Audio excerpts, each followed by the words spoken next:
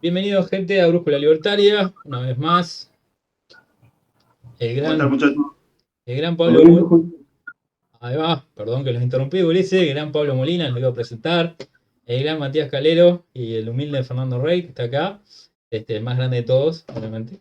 Eh, Estamos donde quieran que estén, a lo que quieran que estén haciendo. Espero que este video los encuentre bien. Estén pasando un lindo día. Tomate un segundo para darle like, suscríbete, todas esas mismas changas que todo youtuber tiene que hacer. Perdón, pero no perdón.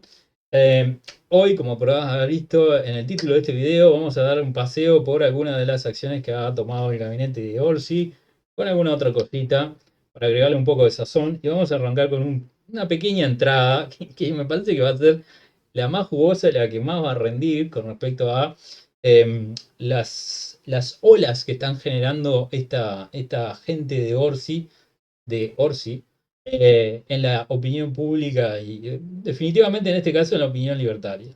Mujica marca agenda. A ver, ¿quién no reconoce que Pepe Mujica es uno de los dirigentes históricos que todavía tenemos cerca nuestro? Es una figura que a mí me parece, lo hemos dicho en el Frente Amplio, trasciende ya lo que es el sector político para ser una figura del Frente Amplio, como lo fue Danilo, como lo fue Tabaré, como lo fueron oportunamente grandes dirigentes.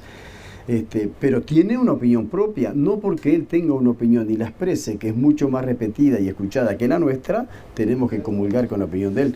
Yo en realidad creo que está bien, no somos el día y la noche, somos Frente Amplista y nosotros en todo caso trabajamos para que el proyecto político del Se Frente dice que Amplio, son una muy sociedad dogmáticos distinta. ustedes. Bueno, sí, Dice somos, que son muy dogmáticos. tal vez seamos más. Lo que somos sí es coherente, lo que somos también es consecuente con nuestra idea. No, nosotros tenemos una concepción de izquierda en donde es nuestra línea de acción y de trabajo y nosotros nunca ocultamos que queremos construir el socialismo en nuestro país. Mujica en estas últimas no ha sido tan coherente, estas últimas apariciones. No leí que haya dicho eso en la opinión ni se haya desdicho de eso. He tenido además, yo tengo conversas bastante seguidos con Mujica y conversamos muy bien entre los dos. Bueno, una linda introducción, ¿no? O sea, bienvenidos a la nueva Corea del Sur, la nueva República Socialista Oriental del Uruguay. Mujica marca agenda, a ver. Ahí hay algo que, esto es una precisión más teórica, ¿no? Pero Castillo es, bueno, un representante histórico del Partido Comunista, ¿no? Y el Partido Comunista en sus estatutos se define como un partido marxista-leninista. O sea que sus bases teóricas son el pensamiento de Marx y el pensamiento de Lenin, ¿no? Porque hay partidos marxistas no leninistas, por ejemplo, los trotskistas son marxistas, pero no son leninistas en un estilo muy puro, sino que son trotskistas. Pero más allá de eso, es curioso que, primero, Castillo, o sea, esa locución tiene como dos grandes partes. Por un lado, una cuestión de política nacional que es, nuevamente reafirman la figura casi santificada de Mujica, ¿no? Es como un tótem. Todos le tienen miedo, reconocen su impronta, pero dicen, bueno, la voz de Mujica no es la voz del Frente Amplio, pero está bien, tiene todo el derecho a decir lo que quiera. Pero por otro lado, yo creo que lo interesante es que Castillo reconozca algo que el Partido Comunista no ha tenido ningún prurito, ningún problema en reconocer, que es, por lo menos desde Rodney Arismendi en adelante, que es esta idea de la vía uruguaya hacia el socialismo, digamos, que es la utilización de las herramientas republicanas y democráticas de la república burguesa, digamos, para instaurar el socialismo, ¿no? O sea, esta idea de que en Uruguay no es necesaria una revolución armada ni una toma del Estado por el proletariado, digamos, como sí pensaba Marx y Lenin, sino que a través de la toma del Estado, digamos, por los medios democráticos, se puede instaurar el socialismo en Uruguay, ¿no? Ahora, lo curioso es que Castillo, perdón, habla de que ellos son coherentes, ¿no? Y si uno ve las bases mismas, tanto del pensamiento de Marx como de Lenin, pero particularmente de Lenin, uno se da cuenta que pretender instaurar el socialismo desde un Estado burgués es algo totalmente antimarxista y antileninista, digamos, ¿no? Porque lo que propone Castillo es reducir la jornada de trabajo y aumentar el salario mínimo, que son dos medidas que desde la óptica leninista no son más que ese revisionismo pro-burgués, digamos, que lo que hacen es hacer más suaves las condiciones de explotación del capitalismo. al adormecer a la clase proletaria con privilegios, ¿no? Con un salario mínimo, con la reducción de la jornada de trabajo, pero que estas medidas no ponen en cuestión lo que es la relación de dominación y de explotación propia del capitalismo, ¿no? Entonces, basta con ver las críticas que Marx le hace a Lasalle en la crítica al programa de Gotha, por ejemplo, que Lasalle entendía que, bueno, que la clase obrera debía mejorar y beneficiarse a través del Estado, ¿no? Que Marx critica duramente porque entendía que Lasalle era un bismarckiano, digamos, y que lo que quería era adormecer a la clase proletaria. Y particularmente Lenin, en Marxismo y Revisionismo, un texto de 1907 por ahí, hace una crítica feroz al revisionismo de Bernstein, por ejemplo, que es la socialdemocracia, que es vamos mejorando de a poquito la condición de vida de la clase proletaria.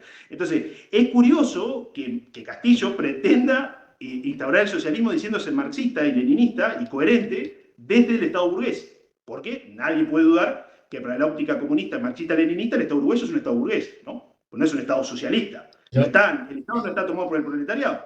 Yo me parece que coherente nadie que sea del Partido Comunista puede serlo, por definición. No.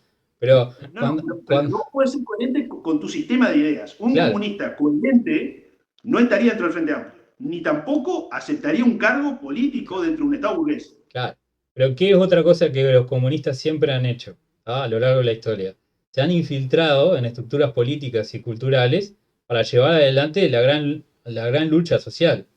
Entonces, Bueno, para mí el Partido Comunista está infiltrado dentro del Frente Amplio para llevar adelante esa gran lucha social. O sea, claro, es que el edificio teórico que vos supuestamente al cual te adherís, lo que te dice es que la única forma de instaurar el socialismo, y esto está en letra de molde, claro, Marx, el manifiesto del Partido Comunista como en la guerra civil en Francia, se logra a través de una guerra civil. Pero una cosa es lo que ellos te dicen y otra cosa es lo que ellos hacen.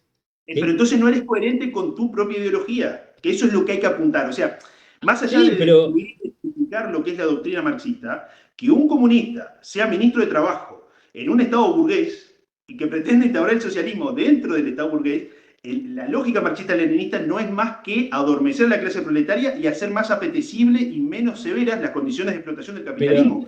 Pero no es socialismo. No es coherente en el sentido que está diciendo una mentira para llevar adelante su agenda política. Ahora, yo te argumentaría que todo comunista te miente por definición para llevar adelante su agenda política. Entonces, si todo comunista miente, está siendo coherente, porque está mintiendo. Claro, pero no está siendo coherente con su doctrina teórica. Bueno, está, pero sí. Eso, o sea, para el marxismo-leninismo la única forma de instaurar el socialismo en un Estado es a través de la dictadura del proletariado, que a través de una guerra civil entre burgueses y proletarios, el proletariado armado tome el poder, instaure una dictadura del proletariado y socialice los medios de producción. Y después, en la lógica marxista, el Estado socialista va a ir disolviéndose, que esa es una de las grandes mitos, digamos, como que el Estado se va a suicidar, se va a pegar un tiro, y sabemos que cada vez que se intenta o que triunfa una revolución comunista, lo que queda es un Estado, una dictadura ni siquiera el proletariado, una dictadura a secas, y un Estado eternamente totalitario, digamos, que nunca avanza hacia la fase de la eliminación del Estado, que sería el comunismo. Acá tengo súper rápido, porque esta no es la idea de este video, de hacer una especie de análisis sobre el comunismo, ¿no? Pero en la página del PSU, ¿no? Está obviamente el primer artículo de, digamos, el estatuto del partido.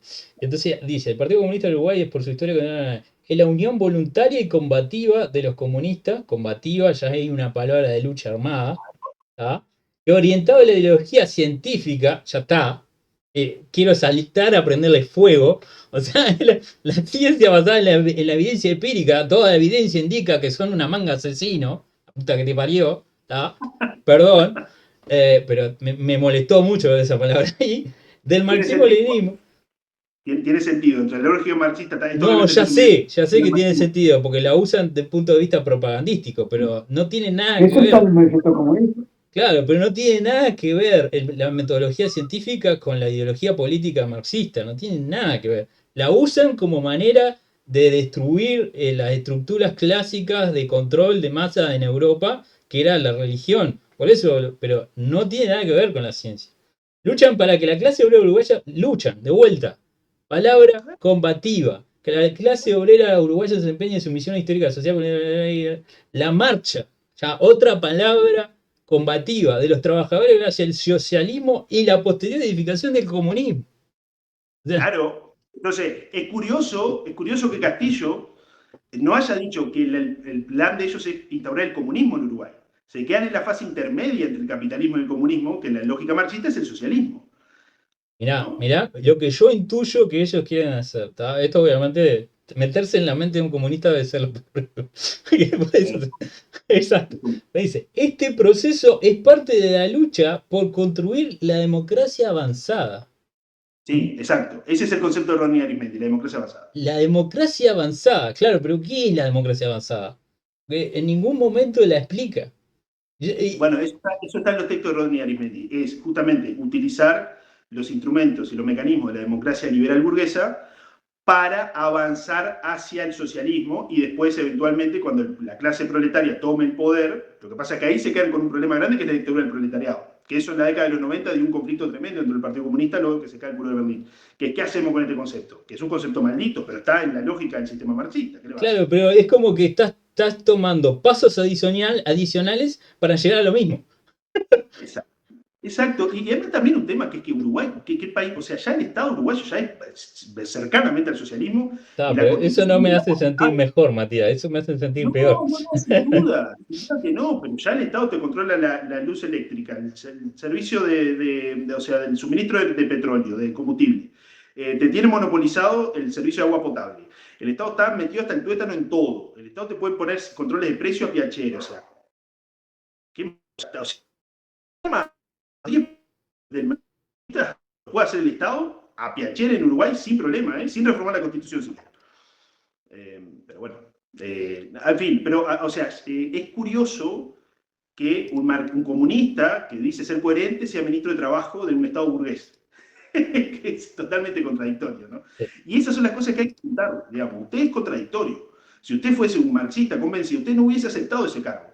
Y lo acepta porque le gusta el dinerillo, le gusta el poder político, le gusta estar metido en una poltrona, le gusta eso a usted. Yo no Y sé a si. partir de esa poltrona, O sea, empezar a tomar medidas totalmente antiliberales como aumentar el salario mínimo, reducir la jornada de trabajo y destruir el sistema productivo. Y para, en fin, supuestamente creen que eso es una base hacia el socialismo, ¿no?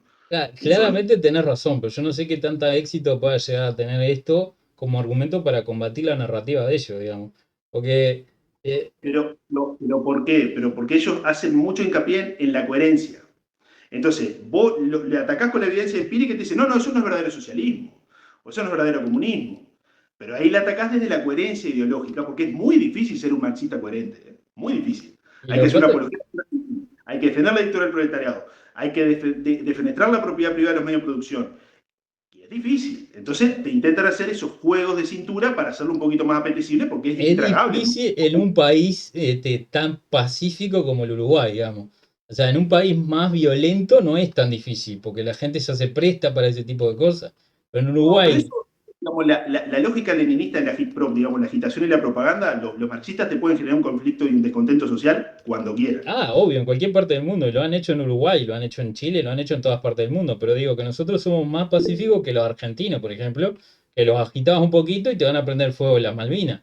Pablo. Exacto. Con respecto al tema de las armas, la violencia, de tomar por vía violenta el poder y todo eso, yo cuando estuve en el 26 de marzo, yo creo que lo comenté hace tiempo, al principio de la brújula, son marxistas los comunistas, los 26 de marzo. Aparte de estar relacionados políticamente con los Tupamaros, por supuesto. Y a mí me decían, bueno, cuando se pica la mano, tengo que estar listo. Tenían armas así, la clásica arma deportiva que las tenían, pero por si se picaba la mano, ¿entiendes? Iban, hacían tiro, rifles con mira telescópica. Me decían a mí, yo no lo hice, yo no estaba de acuerdo, que les enseñara técnica de combate cuerpo a cuerpo, porque para pelearse con las autoridades. O sea, son gente que tiene eso en la cabeza. ¿Entiendes? No es de extrañarse, porque todo lo que leen habla de combate, lucha, marcha. Es imposible que no tengan eso en la cabeza cuando todo lo que consumen los intima o los motiva a usar la fuerza para ganar lo que sea que están buscando en la vida. En este caso, obviamente, la propiedad de los demás porque no la pueden ganar por el sudor de su frente. No, Pero, pero les leo, como para que esto no sea algo totalmente descabellado, ¿no? Pero hay un fragmento concreto del manifiesto del Partido Comunista que dice: al esbozar en líneas generales las diferentes fases del desarrollo del proletariado, hemos seguido las incidencias de la guerra civil más o menos embosadas que se plantea en el seno de la sociedad vigente, hasta el momento en que esta guerra civil desencadena una revolución abierta y franca, y el proletariado, derrocando por la violencia a la burguesía, echa las bases de su poder. O sea, para el marxismo, el proletariado triunfa con una guerra civil y derroca por la violencia a la burguesía, tomando el Estado. Entonces, eso es marxismo, ¿eh? Porque muchas veces se incorpora el marxismo, que el marxismo no, y el fascismo, hay que combatir el fascismo y el nazismo. por favor, No, pero es increíble, porque el otro día escuchaba a Gerardo Caetano diciendo qué horrible el ascenso de la ultraderecha, qué violencia, y el Frente Amplio tiene en su seno el Partido Comunista, que son marxistas comunistas y que adhieren a la guerra civil. El Partido Comunista, teóricamente. Bueno, claro. Es como decir, ay no, qué jodido que ganó la coalición republicana, son como los nazis. gay, qué complicado Trump, y tiene en su Claro. seno un Partido Comunista que su base ideológica es apoyar la guerra civil y la toma violenta del poder por parte del proletariado, o sea, muerte. Una de las Tiros. cosas, una de las cosas que más me molesta es que el partido fascista del Uruguay y la ideología fascista esté prohibida. Y no porque sea fascista, obviamente. Pero me molesta por el doble stand. Porque Claro. prohibís a una ideología que fue una mierda, pero dejás a otra ideología que es igual o más mierda y le festejás el cumpleaños al partido político. ¿Pero de dónde se vio? O sea, o lo prohibí a los dos o no prohibí ninguno. O le habilitás en plena pandemia al Partido Comunista para que en el Teatro del Galpón festejaran sus 100 años de vida. Esto lo hizo el gobierno de Luis Lacalle Pou. Es increíble, increíble. Yo la verdad me da un asco total ese tipo de cosas. Más allá del conflicto liberal entre la libertad de expresión, incluso de ideas que aborrezco, como la del el nacionalsocialismo y el comunismo, pero igual, o sea, si vas a tomar un criterio de censura o no, tenés que aplicarlo por igual. Es una de las cosas que me sacan. Pero que además, Pablo, Fernando, es que se condena el odio por raza, por etnia, por origen, por sexo, por religión, pero no el odio por clase. Que claro, condenar penalmente el discurso de odio por clase es condenar penalmente el marxismo. Sí.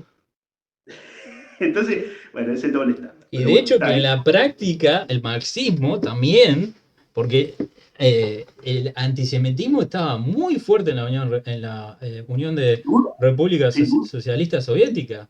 Mucha gente no terminó en los gulag por hablar a favor de la libre empresa, terminó en los gulag por ser judío o por ser gitano. Entonces digo, siempre la discriminación por clases es el primero de las discriminaciones. Después que están en el poder, te empiezan a discriminar por todo lo demás.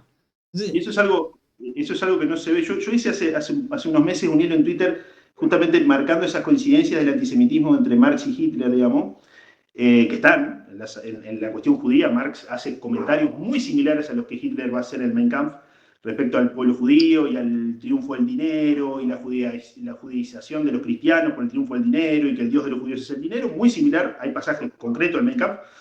Y después en la Unión Soviética se dio la conspiración de los médicos, que a Stalin se le dio la locura de pensar que lo querían envenenar y que habían judíos que estaban matando a la población soviética. Y se encarcelaron y mataron médicos por judíos, por entender que estaban en una conspiración sionista y judía. Insólito, pero bueno. Está. Entonces, Claro, cuidado. pero los Limpio, efectos ¿no? eso es historia que todo el mundo sabemos. O sea, en el momento que Hitler invadió Polonia, lo hizo con un acuerdo que se llama Molotov-Ribbentrop. Ese era el apellido de los dos ministros de Relaciones Exteriores de la Alemania nazi y de la Unión de República Socialista Soviética, que tuvieron un acuerdo donde literalmente se partían Europa. Y la Unión Europea le daban el derecho de invadir Polonia, de invadir Letonia, Latvia, Estonia y Finlandia, de manera de dividirse Europa entre los dos poderes.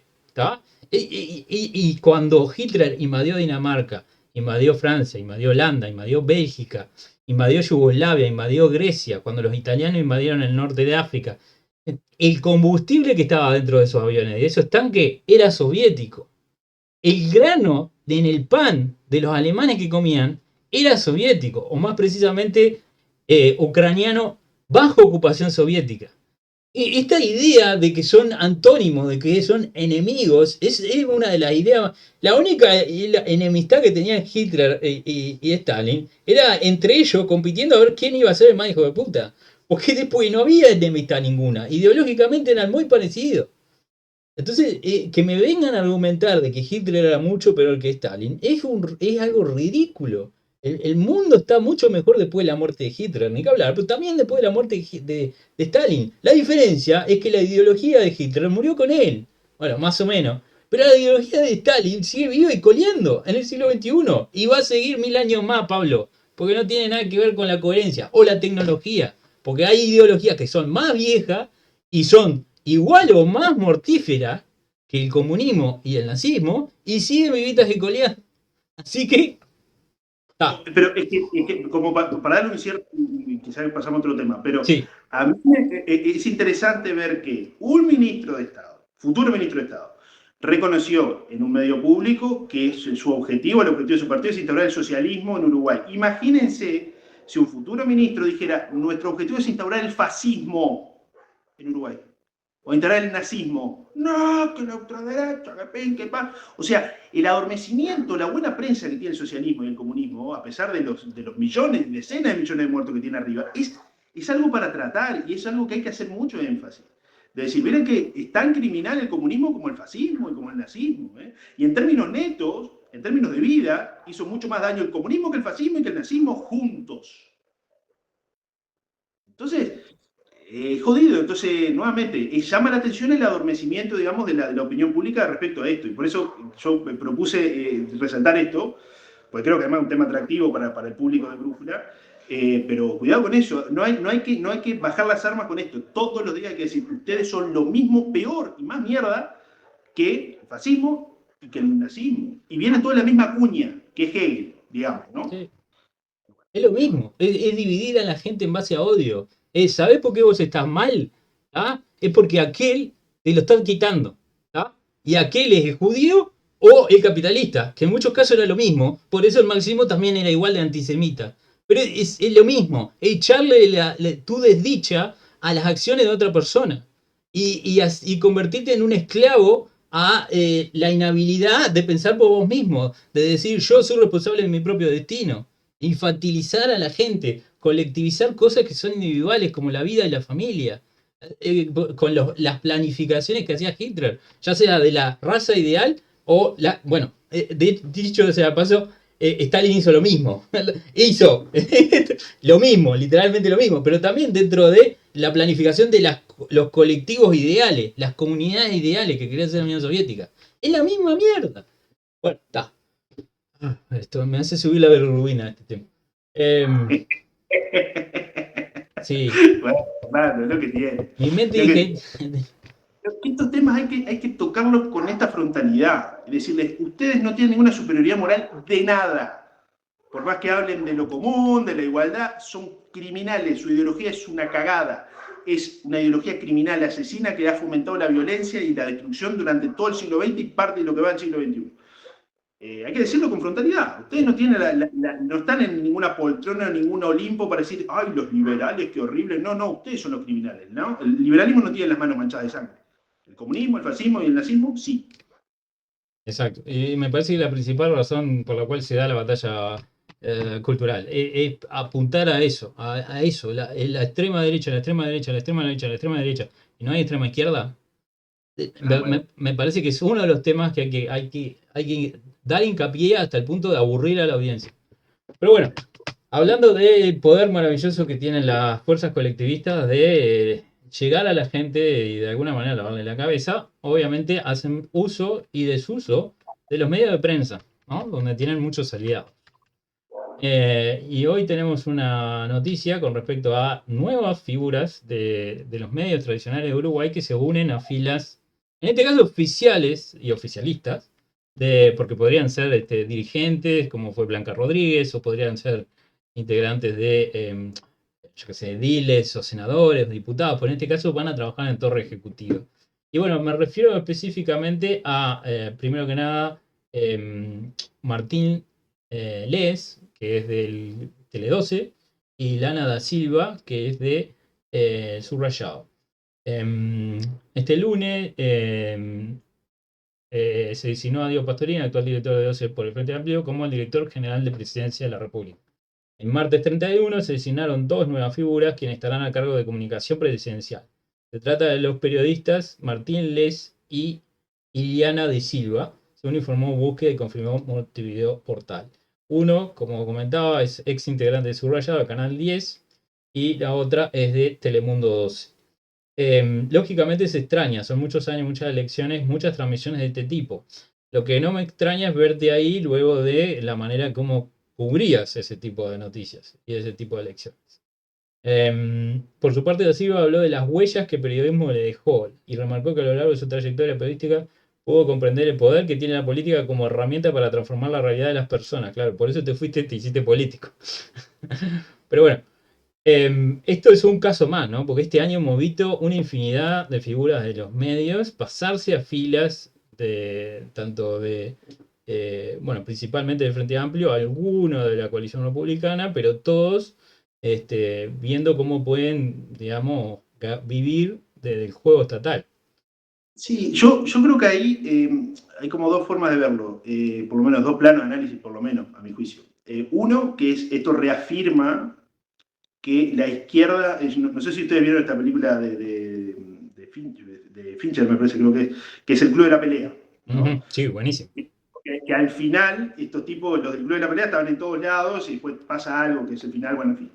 Esto es algo similar, o sea, esto demuestra una vez más que la izquierda es como una especie del Club de la Pelea que tiene gente en todos los lugares, ¿no? Y que en un momento implosionan cosas, ¿no? Y bueno, es un secreto a voces que, bueno, que el periodismo no es imparcial, ese mito del periodista, bueno, en fin. Como todo el mundo, tienen un lado donde se acuestan, digamos.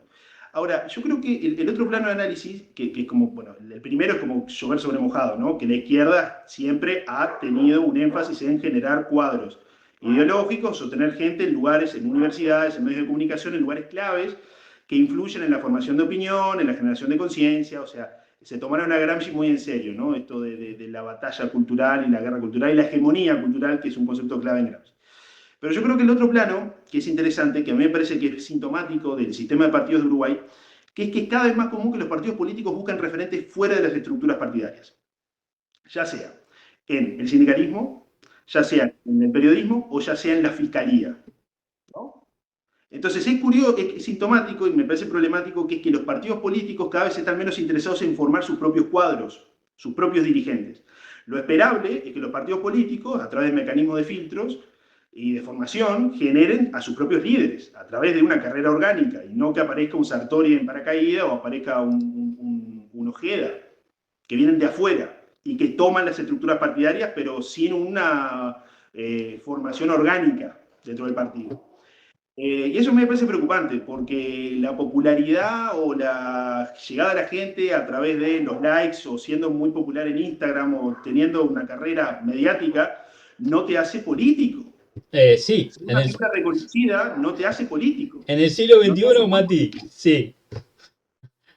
O sea, yo entiendo cuál es tu argumento principal. O sea, el hecho que vos estés en Twitter o en Facebook y mucha gente te siga, no quiere decir que seas una persona ni versada en historia, ni versada en ideología, ni capaz o incapaz de hacer cualquier cosa, ¿no? No es indicativo de nada. Pero en el siglo XXI, donde la gente vota más que nada por sentimiento y se deja llevar por olas de moda, el ser influencer es más importante, o sea, dado un individuo, su habilidad de ser un político tradicional y su habilidad de ser un influencer, es más importante una que la otra. Es más importante ser influencer que la de ser un buen gestor o un buen político, como le quiera llamar. Para mí, un buen político es el que sabe robar y nadie se da cuenta. Pero hoy en día, en la época de las redes sociales y con una cultura que está cada vez disolviéndose más al hedonismo y a la ignorancia, el ser un influencer te juega mucho más a favor en el ámbito político que cualquier otro factor que vos puedas tener. Incluso si sos un académico o si sos alguien que ha logrado cosas en el ámbito empresarial. O sea, si vos movés likes en Facebook o si la gente está hablando de tu última pareja, o si, como hacía Ojeda, salís simpáticamente en tu gimnasio y la gente te mira, sea por la razón que sea, probablemente las mujeres porque se lo quieren enganchar. Eso es más importante que cualquier cosa que vos puedas decir, que una columna de opinión que tengas, que una serie de libros que hayas escrito. Porque a la gente no le interesa eso.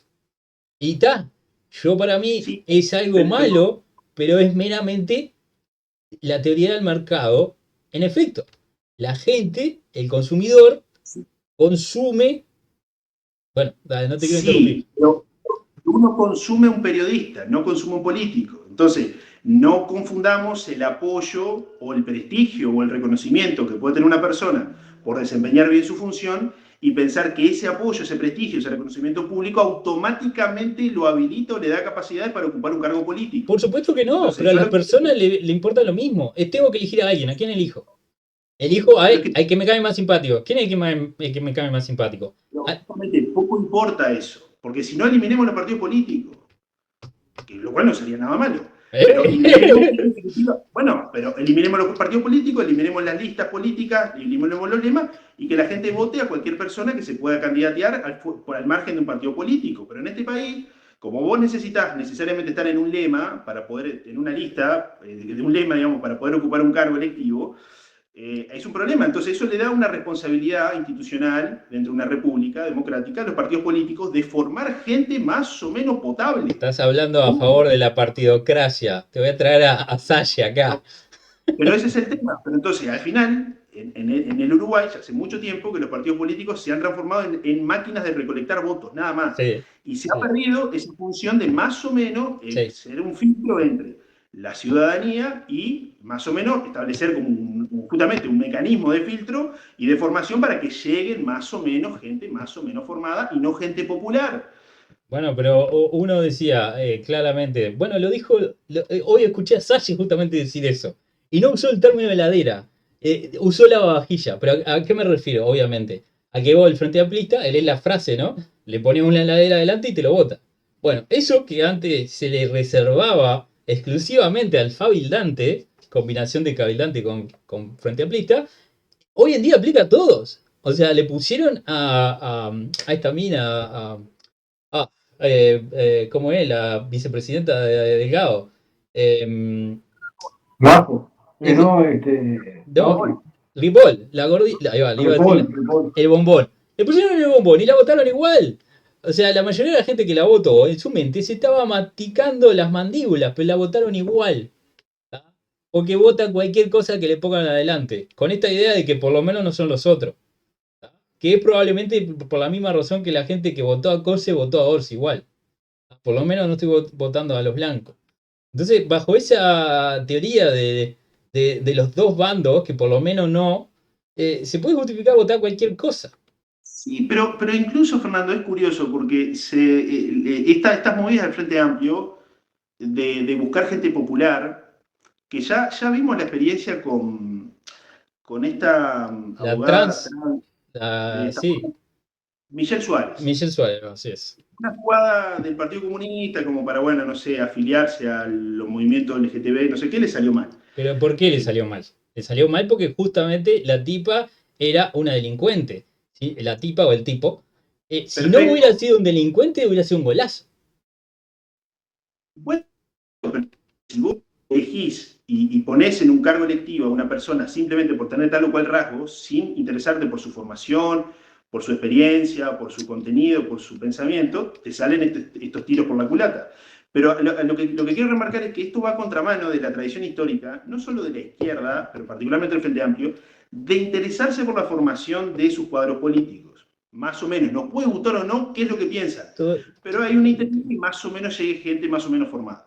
Pero esto de agarrar a la persona más popular y pensar que un periodista ¿qué puede decir Da Silva sobre esto? No lo sé. ¿Qué propone? ¿Qué sabe de comunicación? Desconozco, por más que seguramente debe ser una persona formada en la Facultad de Comunicación e Información, periodista. Tenemos de ejemplo a Blanca Rodríguez, que cada vez que va a dar un discurso o se aburren todos los frente amplistas, no digo yo o vos, que nos podemos aburrir enseguida, si no nos calentamos.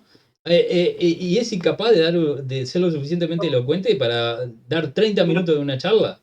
¿Ah? Pero lo mismo, ¿qué puede Pero a lo que aportar? voy es que ya no importa, porque no hay un mecanismo de mercado que valide ese tipo de elecciones que hace el partido. Antes había el mecanismo de mercado que era los votantes. Los votantes eran lo suficientemente informados para darse cuenta cuando un partido político los estaba cagando. Pero hoy en día los partidos políticos ya no tienen ese mecanismo de mercado para mantenerlos a raya. Entonces, ¿qué hacen? La fácil. Ah, precisamos votos. ¿Los votos qué son? Es popularidad. Porque es así, es popularidad. Vamos y agarramos a alguien y ya es popular. Sí, pero en la medida que el Uruguay tiene, digamos, como una democracia a la carta, digamos, que en realidad la ciudadanía vota lo que los partidos le dan para comer, digamos, el menú no lo forma la ciudadanía. Ujú. Entonces, repito, la responsabilidad de la formación de los políticos está en los partidos Sí, políticos. pero los partidos políticos quieren ganar. Y van a ir a buscar los votos donde estén. Si yo tengo que trazar, mirá, ¿te acordás cuando el Frente Amplio quiso meter al gordito este que cantaba? ¿Cómo es? Que Daniel Martínez lo fue a buscar. Eh, Lucas Hugo, no, Lucas Hugo no. Eh, eh, o algo así, puede ser. No, el Gucci, creo que el era el Gucci. Gucci, exacto, el Gucci. Ese le salió el tiro por la culata, pero el Gucci lo terminó demandando a Daniel Martínez. Pero si le hubiera salido, hubiera tenido una. Pero entonces, Fernando, dejemos esta bobada, eliminemos la obligación constitucional de que una persona para ocupar un ciudadano, para ocupar un cargo electivo, tenga que tener un partido político y que la cara de que un influencer se pueda presentar a un cargo sin la necesidad de un partido político. Porque ¿para qué carajo están los partidos políticos? ¿Para qué carajo tiene una protección institucional? ¿Para qué carajo tiene una protección legal particular? ¿Para qué carajo el Estado lo financia? Si no cumple una función fundamental que es filtrar y generar cuadros políticos más o menos decentes. Totalmente de acuerdo, te lo firmo, ya, La poneme figura adelante que te lo firmo. Así es como funciona en Estados Unidos desde que existe, hace 250 años. Y funciona bastante bien, bastante mejor que acá, que hemos tenido 80 dictaduras y ellos no tuvieron ni una. No lo tomes como ejemplo, pero de mi opinión, cuando vos tenés un intermediario, el intermediario distorsiona las señales, ¿tá? Pero, Que le de manda acuerdo, el mercado al productor. eso estoy de acuerdo, eso estoy de acuerdo contigo, pero el tema es, los partidos políticos son organizaciones privadas que tienen un estatuto muy particular y el Estado mete plata, lo financia. No, Entonces, sí, obvio, saca eso ya. los partidos políticos, eliminemos la obligación constitucional, el requisito constitucional de estar en un lema, dentro de una lista para poder ocupar un cargo, y dejemos que la gente tenga candidaturas libres. Que un tipo que piensa que tiene 1,5 millones de seguidores o 500.000 seguidores en Instagram diga, che, yo que me tiro a ser diputado. Que lo haga. Pero si los partidos políticos existen y tienen un rol y una función institucional en una república, si no la cumplen, bueno, muchachos, ahí hay algo que está funcionando mal. Porque no puede ser que los partidos políticos salgan a pescar gente popular para poder llenar las listas. El problema, Matías, de vuelta, o sea, los partidos políticos estaban haciendo ese control o ese filtro no porque tenían una obligación moral de hacerlo, sino porque había una presión de mercado para que lo hicieran. En el momento que la presión de mercado ya no existe, la moral es efímera, sobre todo en las nuevas generaciones. En el momento que ya, y aparte estamos hablando de una profesión que es la política, o sea, se confabulan entre ellos para cagarnos a nosotros. O sea, entonces digo, hablando de moral, yo también, qué iluso, ¿no? Pero asumamos que en algún momento existió una idea de somos los salvaguardantes de la república, ¿no? Y bueno, vamos arriba, en mi segunda mitad del siglo XX me metieron en una dictadura confabulada con los milicos. O sea, ¿qué me decide salvar la república? Pero suponemos que eso hubiera sido verdad en algún momento. Hoy en día no lo es. Está clarísimo que no lo es. Entonces, Bueno, pero esto en Uruguay ya arrancó con la entrada de Chicotazo en el Partido Nacional, que era un tipo que hacía comentarios sobre cuestiones rurales en la radio, digamos, era un tipo muy popular, muy escuchado por los productores rurales, y Carrera se le ocurrió que ese tipo que es popular puede entrar en la política, y muy bien nos salió eso. Entonces, a lo que voy es que la popularidad, que una persona sea escuchada o que sea reconocida, no le da facultades o capacidades políticas. La no, política va pero así es la democracia. O sea, que no, una persona tenga la mayor cantidad de votos no quiere decir que esté calificada para el cargo. Sin embargo, como hablamos en la columna anterior, es la mejor forma de gobierno de todas las peores, ¿cómo es? Es la peor forma de gobierno con excepción de todas las demás. Lo dijo el gordo Churchill, que algo sabía. Y bueno, está, así es la democracia. La democracia es un concurso de popularidad. Ya está. No es aptitud. No tiene nada que ver con la aptitud. No estamos eligiendo quién puede gobernar mejor porque no tenemos manera. Mañana te viene un virus de China de vuelta y yo no sé lo que vas a hacer. O mañana se cae el mercado y ¿qué vas a hacer? Mañana te aparece un caso de corrupción, mañana tu ministro de Relaciones Exteriores se va y no sabes por qué. No son cosas que vos podés simular, no te puedo mandar a un simulador. Y aunque pudiera mandarte a un simulador de eso y ponerte una nota, no vas a dejar que lo haga. Entonces, si es así, lo que queda es un concurso de popularidad. Punto. Bien, Y perfecto. Saquemos los partidos políticos y que votar sea igual que elegir a la Miss Universo. ya, te lo firmo ya. Lo firmo ya. Porque aparte hay una simplificación de todo el sistema político. Vos agarrás y ponés cédula para presidente, cédula para, yo qué sé, senado, cédula para diputado, cédula para alcalde, cédula para edil, ponele, y ya está. Y eliminemos el financiamiento de los partidos políticos, y eliminemos su estatuto privilegiado y la mar en coche. Y eliminamos las listas sábana y que cada uno se presente. Pero Preach, bueno, hay que ser... man. Preach. Abajo la partidocracia, aguante Salle. Bueno, Bueno, Fernando explica. ahí va. ¿Cómo es? Either you o morís siendo un héroe o vivís lo suficiente para convertirte en un villano. Bueno, para cerrar nada más, porque no quiero abrir otra caja de Pandora porque vamos 41 minutos, pero la elección de negro, ¿no? Para el Ministerio del Interior, si no me equivoco. Obviamente ha tenido muchas quejas, el tipo estamos hablando que tiene una formación legal, no una formación de seguridad, pero bueno, el Martinelli, salió a criticar esta decisión de Orsi, denuda que el Frente Amplio no tenía personas para ocupar este cargo. Y bueno, Sánchez, ante esas declaraciones, que en su opinión son fuera de lugar, tiene que tener claro que perdió las elecciones y si las perdió fue porque no hizo las cosas bien. El primer signo de humildad que deberían de tener actuales jerarcas es que si el pueblo eligió un cambio de gobierno es porque lo que llevaron adelante no estuvo bien. ¿Y qué tiene que ver? Vos cuando votaste te dijeron que iba a ser negro el ministro del Interior, no tiene nada que ver.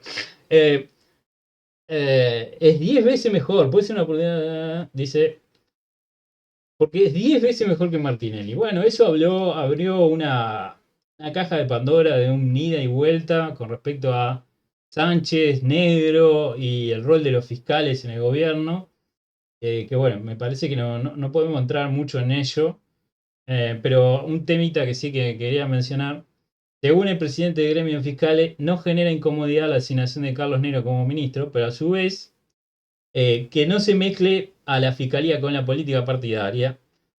Pese a que los fiscales tienen una orientación política, jamás se puede decir que la fiscalía está politizada. Mati, sé que esto te toca de cerca. Te va a hacer saltar un fusible, dale. No, varias cosas. Primero, desde el punto de vista de la formación académica, tanto Nicolás Martinelli como Carlos Negro son los dos abogados, o sea, tienen la misma formación. Martinelli pasó de ser secretario general del MIDES, después fue asesor de presidencia, después fue secretario general del Ministerio del Interior, después transformó con la salida de Heber, en noviembre del 2023 se transformó en ministro del Interior. Ahora, Negro tampoco es, qué sé yo, no tiene, primero que todavía no ha arrancado en la gestión, o sea que tampoco comparamos una gestión concreta con un potencial, ¿no? O sea que estamos comparando peras con manzanas, ¿no? Un ministro en ejercicio con un futuro ministro, que no sabemos cómo va a andar. Ahora, se le da, yo creo que de demasiado fuelle a Negro, digamos, ¿no? Yo no sé si he vertido acá mi opinión sobre eso, a mí me parece que un fiscal no sabe, no tiene idoneidad para ser ministro del Interior, porque un fiscal cuando un fiscal interviene es cuando un delito ya se consumó. Entonces la seguridad falló. Entonces un fiscal no sabe cómo prevenir, no sabe cómo manejar cárceles, el tipo lo que sabe es más o menos organizar una investigación criminal, manejar a la policía y después llevar un caso, formalizar con todos los privilegios y las capacidades, digamos, exorbitantes que tiene un fiscal, o lograr un abreviado o lograr una condena a través de un juicio. Son abogados los fiscales. Entonces, en la Facultad de Derecho no nos enseñan a nosotros cómo evitar un delito, no nos enseñan poca criminología, salvo que se haga una materia especializada, pero que es muy corta. Entonces los abogados no sabemos nada de seguridad pública, con la formación de base, después uno se puede especializar. Pero pensar que Negro, por ser fiscal y por haber trabajado muchos años, tener, no sé, 30 y pico, 40 años de experiencia, no lo hace más idóneo que Martinelli. En principio, habrá que ver, los pingos se ven en la cancha, ¿no? Habrá que ver cómo. Entonces, esto es una canchereada de Sánchez a la que ya tenemos acostumbrados porque están con el viento en la camiseta y además tienen, obviamente, la pobrísima gestión del Partido Nacional, digamos, del gobierno en materia de seguridad, que no ha sido muy bueno desde la muerte de Larrañaga para poner ministros del Interior. O sea, estuvo Luis Alberto Heber, imagínense, que pasó de ser ministro de Transporte y Obras Públicas a ser ministro del Interior sin ningún tipo de vergüenza, ¿no? Pero después lo otro que sí me interesa comentar es esto que dijo el presidente de la Asociación de Fiscales, que le preocupa la designación de Negro. Bueno, esto es un destino manifiesto. Y que la Fiscalía no está politizada, la pindonga.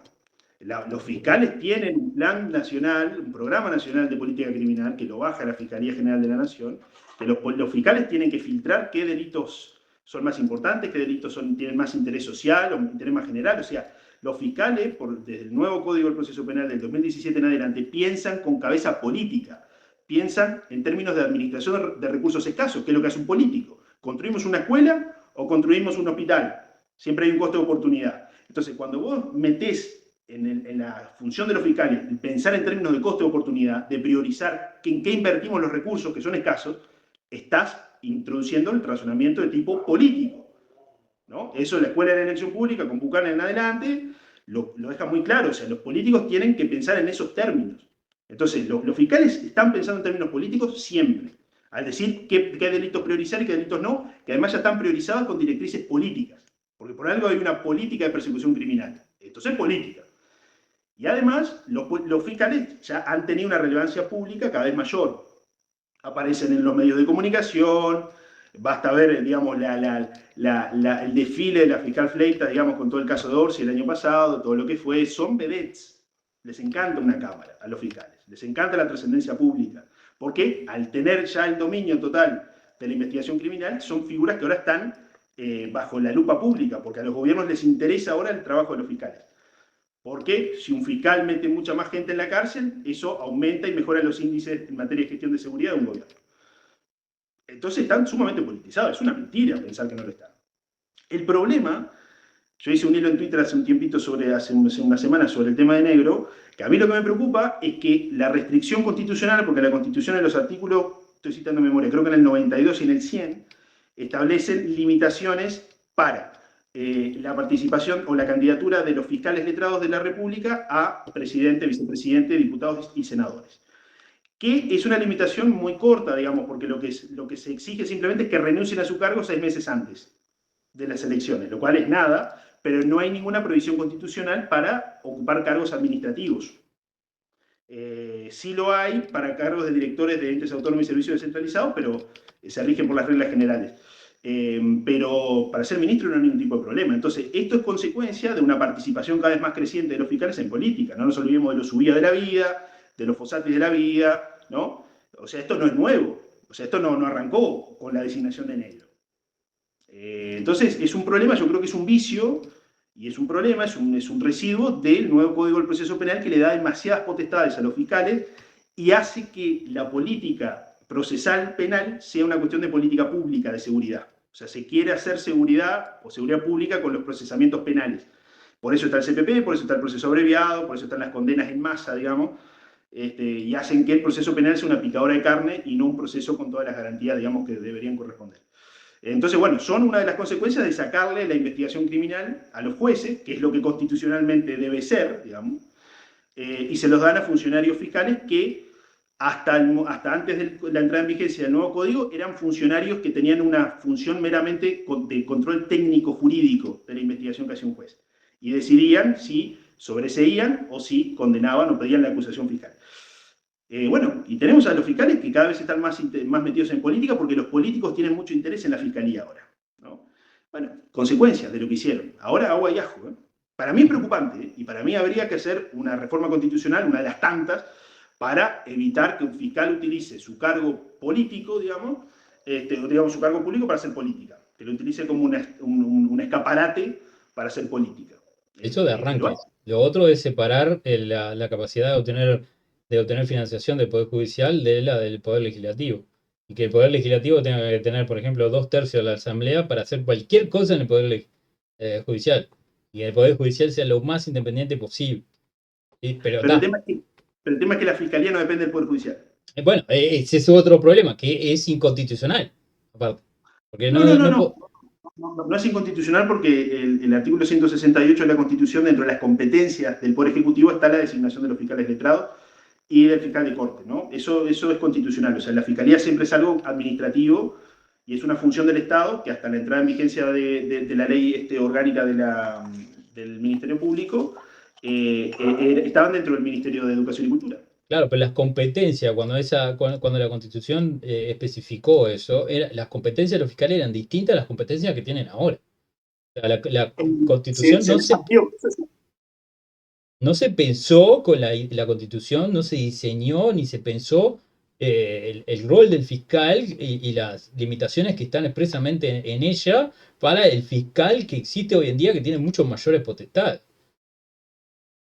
Pero justamente porque los fiscales ahora tienen que pensar en términos políticos, porque ellos deciden qué se lleva a juicio, qué no se lleva a juicio, qué se investiga, qué no se investiga. Tienen la discrecionalidad propia de la decisión política. Es decir, ¿qué hacemos con estos recursos escasos? ¿No?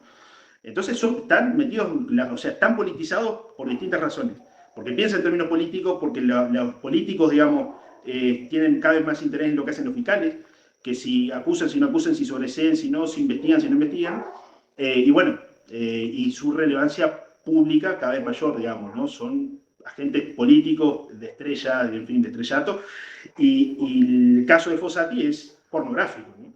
Absolutamente pornográfico. Por favor. Utilizó su participación en una causa importantísima, como el caso Astesiano, el caso de los pasaportes, para hacer política, después, para tirarse en la política, ¿no?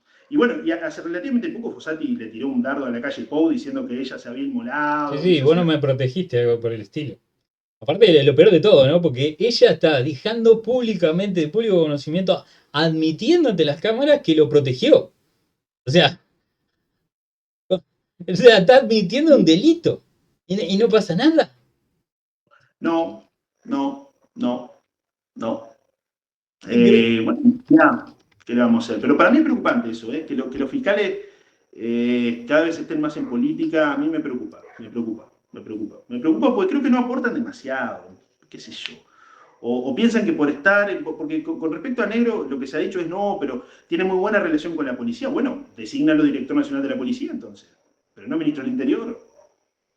Es un problema para mí. Pero bueno, nada, en fin, vamos a ver, lo estamos jugando por una gestión que todavía no inició, o sea, hay que ver, pero lo cierto es que en Uruguay tampoco el ministro del Interior va a poder cambiar el problema de seguridad que tiene el Uruguay, ¿no? Ni lo va a poder mejorar, o sea, importa poco quién esté.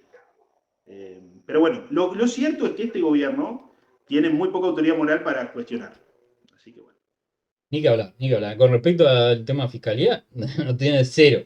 Cada vez que se quejan por día, yo me cago en la risa en realidad. Con respecto a la composición política del Ministerio del Interior, pusieron como director general de Convivencia Ciudadana un tipo que tenía un diplomado en marketing. Un guacho, de 20 y pico de años. O sea. Es cierto, me acuerdo. No, o sea, de ninguno de los partidos políticos o los factores o los lemas, como le quieras llamar, tienen ninguna superioridad moral sobre uno sobre el otro porque actúan de la misma manera. Entonces, es muy difícil ser superior moralmente a otra persona o a otro bando cuando usás exactamente las mismas tácticas y más o menos las mismas ideas. Entonces está. Bueno, vamos cerrando por acá, Ulises, ¿les parece? 54 minutos. ¿Cómo no? Se alargó un poquito más, pero espero que hayas disfrutado de todo este comentario. Obviamente la mente enrulada de Calero saca mucho dato legal que debe ser muy útil para un montón de personas, como yo, que no tengo la más puta idea de todo esto. También los aportes de Pablo. Sabemos que las películas en Cueva ahora son ilegales. Ya era algo que no sabíamos. Y bueno, un montón de otras cosas más. Espero que hayan disfrutado este análisis un poco pesado con respecto al comunismo, pero es algo importante de conocer y reconocer y de tener en mente.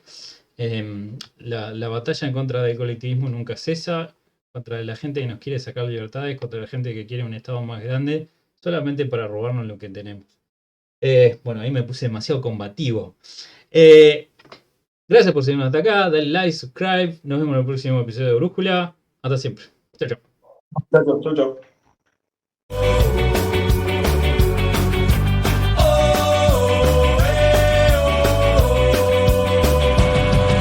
Brújula libertaria, vaya fama que has ganado. Te hallamos en YouTube, un canal recomendado. La murga trae satiras a jugar y a desbordar, con vídeos e ideas, un compás para opinar.